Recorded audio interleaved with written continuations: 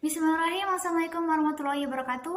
Perkenalkan, nama saya Irma Eka Pratiwi. Pada kesempatan kali ini saya akan menjelaskan tentang konsep pendidikan seumur hidup dalam perspektif Islam. Yang pertama adalah konsep pendidikan dalam Islam. Dalam dunia pendidikan pada umumnya, manusia disebut dengan Homo educandum, yaitu makhluk yang memiliki kemampuan untuk mendidik dan dididik. Bila kita melihat dari esensi kejadiannya, manusia merupakan makhluk yang pada hakikat hidupnya dipengaruhi oleh pembawaan dan lingkungan. Adapun suatu proses yang menunjukkan interaksi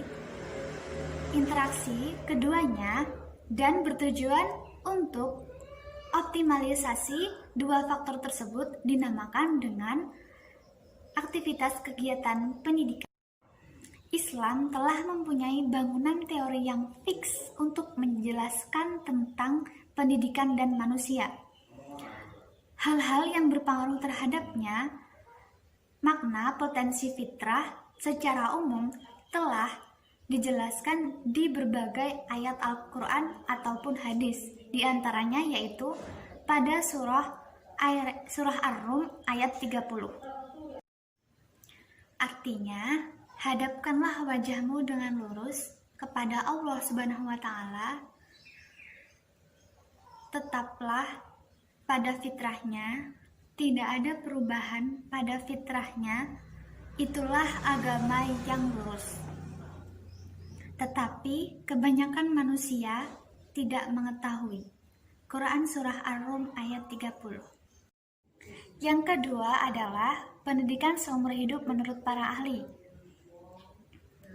Menurut Stephen, pokok pendidikan seumur hidup adalah seluruh individu harus memiliki kesempatan yang sistematik, terorganisir untuk instruction dan learning.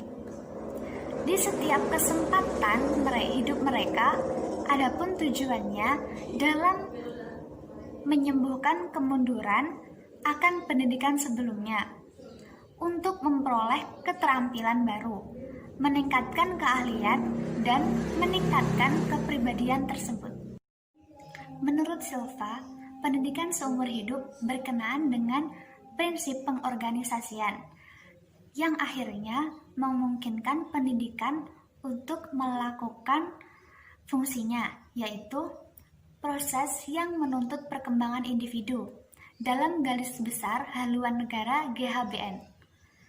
Dikatakan bahwa pendidikan berlangsung seumur hidup dan dilaksanakan pada rumah tangga, sekolah, ataupun masyarakat.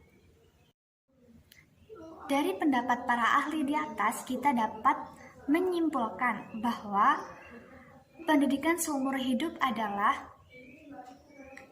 suatu proses pendidikan yang kontinu, bermula dari manusia dilahirkan hingga meninggal dunia. Pendidikan seumur hidup bukan berarti kita harus sekolah sampai tua ya, tetapi pendidikan seumur hidup itu bisa kita dapatkan ketika hidup kita dilalui. Jadi sambil kita melalui hidup ini, kita pasti mendapatkan pendidikan. Sekolah diartikan oleh masyarakat sebagai tugas belajar yang terperangkap dalam ruang waktu, yaitu disebut dengan kelas. Yang ketiga adalah asal mula pendidikan seumur hidup. Dalam perspektif Islam, pendidikan seumur hidup telah dirancangkan sejak Nabi Muhammad SAW ratusan tahun lalu. Selain itu dipahami bahwa belajar seumur hidup telah menjadi suatu kewajiban bagi umat muslim. Berikut sabda Rasulullah. Qala Rasulullah SAW, "Thalabul ilmi faridatun ala kulli muslimin."